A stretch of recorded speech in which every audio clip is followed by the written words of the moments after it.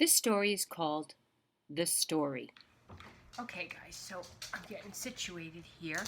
I have another book, another story in the Frog and Toad series that I want to read to you guys. Remember Frog and Toad, and they are best friends. Do you have a best friend? I have a couple of best friends. I'm very lucky to have best friends. And one of my best friends has 4 legs. Can you guess? Bailey. Bailey, come here. I'm going to read a book about Frog and Toad. You going to listen? You want to stay? Stay and listen with Mommy? Frog and Toad. She's just licking my hands. She knows nothing. Okay, let's do it. This one is called Story. Story. Where are you? Here it is. The Story. Stop. She's chewing on my arm. Bailey. There. So Frog is in bed and Toad is next to him. Let's find out why. One day in summer, Frog was not feeling well. When Toad said, "Frog, you're looking quite green." Get it?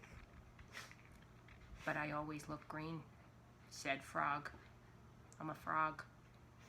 Yeah, well, today you look very green, even for a frog, said Toad. Get into my bed and rest.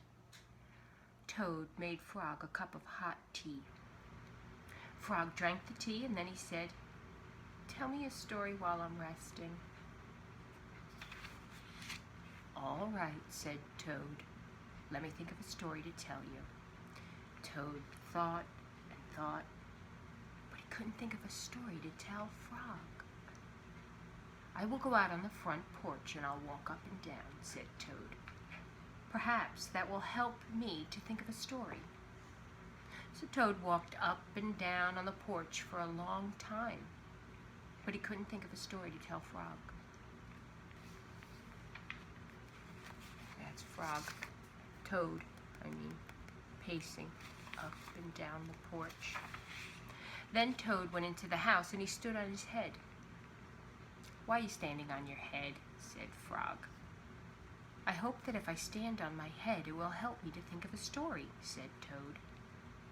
So Toad stood on his head for a long time, but he couldn't think of a story to tell Frog. Then Toad poured a glass of water over his head.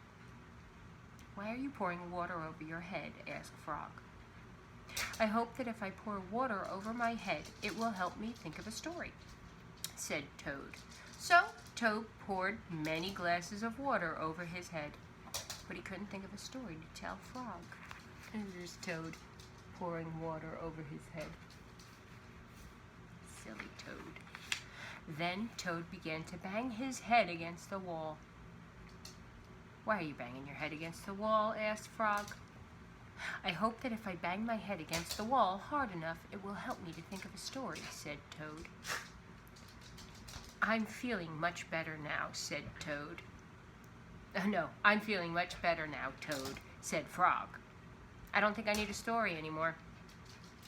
"Then you get out of bed and let me get into it," said Toad, "because now I feel terrible." So Frog said, "Would you like me to tell you a story, Toad?" "Yes," said Toad, "if you know one." "Once upon a time," said Frog, "there were 2 really good friends, a frog and a toad. The frog wasn't feeling well, so he asked his friend the toad to tell him a story, and the toad couldn't think of a story. He walked up and down the porch, but he couldn't think of a story. He stood on his head, but he couldn't think of a story. He poured water over his head, but he couldn't think of a story. He banged his head against the wall, but he still could not think of a story. Then the toad didn't feel so well, and the frog was feeling better. So the toad went to bed, and the frog got up and told him a story. The end. "How was that, Toad?" said Frog. But Toad didn't answer. He had fallen asleep. That is a good story. And that was a good friend. Frog to tell Toad a story, but all he did was tell them the story about themselves. Awesome. Have a great night. Oh, there's Bailey. She wants this. Have a great night. Tuck yourself into bed, close your eyes, and dream about Frog and Toad. How's that sound? I hope you have a good one. Don't forget to feed your brain some brain food.